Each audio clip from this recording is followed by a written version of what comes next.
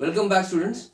This is the session 1, or you can say this is the introductory session from the chapter of system of particles and rotational motion.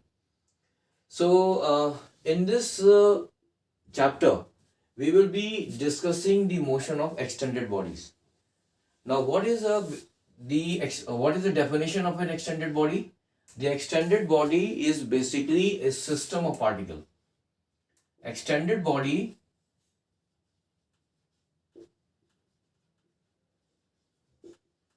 is basically a system of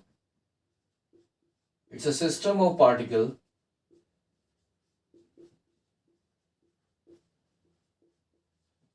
of finite size.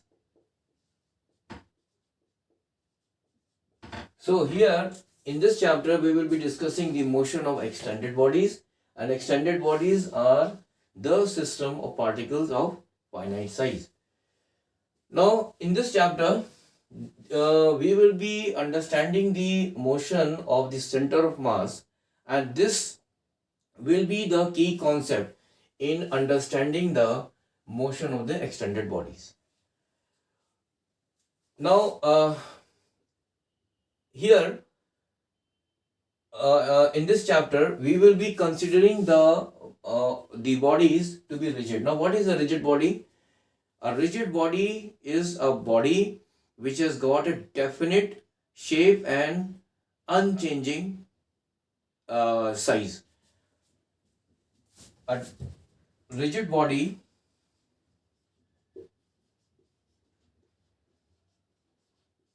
has got definite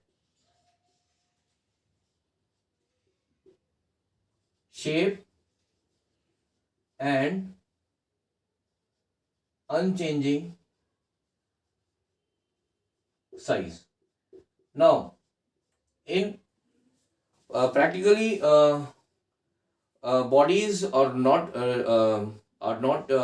rigid because the bodies they deform under the influence of external forces, but in many cases the deformation is negligible. So if we neglect that negligible deformation, then we can treat them as rigid. So in this chapter we will be considering the bodies to be rigid. So the first point which now comes into our mind, that what are the different kinds of motion of a rigid body. So there are basically 3 kinds of motion which a rigid body can have. The first one is the translational motion, or it is also called the sliding motion. The second one is the rolling motion, and this rolling motion is also known as the rotational motion. And the third can be the combination of the translational and this rolling or the rotational motion. Now here I have drawn 2 figures here in order to make you understand the basic difference between this translational and this rolling or the rotational motion. So here I have taken one rigid body. This is a rigid body which is sliding down an inclined plane. So here in the translational motion or in the sliding motion, the all the points of this rigid body, it will have the same velocity at any moment of time. So here I have indicated these are the 2 these points, or you can say the particles, you can also say that. So in the case of a translational motion or the sliding motion, all the points of this rigid body will have the same velocity at any instant of time. In the case of the rolling motion or the rotational motion, all the points will have different velocities. Here I have taken these are the 2 points, that is P1 and P2.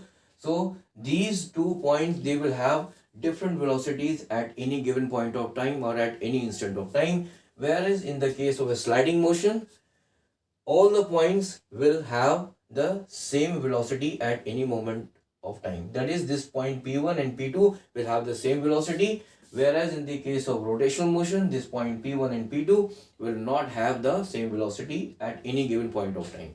Now in this case, I have taken a cylindrical metallic cylinder which is rolling down an inclined plane. Now the third is the translation. The third motion is the combination of the translational and the rolling motion or the rotational motion. Now, if this rigid body is not fixed or pivoted, then in that case the motion of that body can be either translational or it can be a combination of translational and rolling motion. And if the body is pivoted, then in that case the body will have a pure rotational motion. So this is the three type of motions which a rigid body normally has.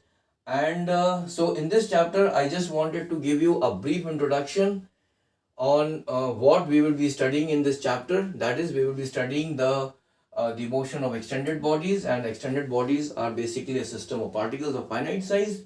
And in this chapter the motion of center of mass will be the key concept in understanding the motion of extended bodies.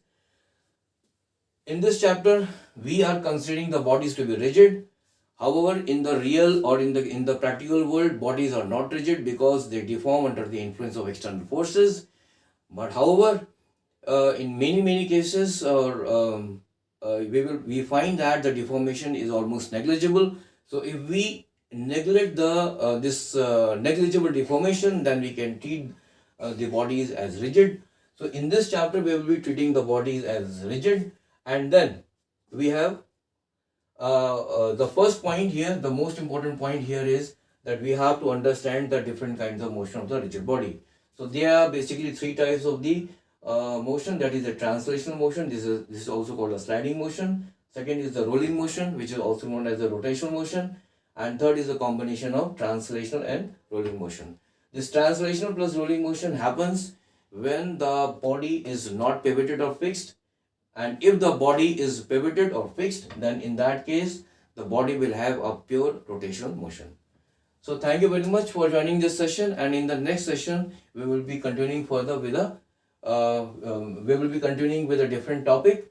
And so till then, have a nice day. Bye.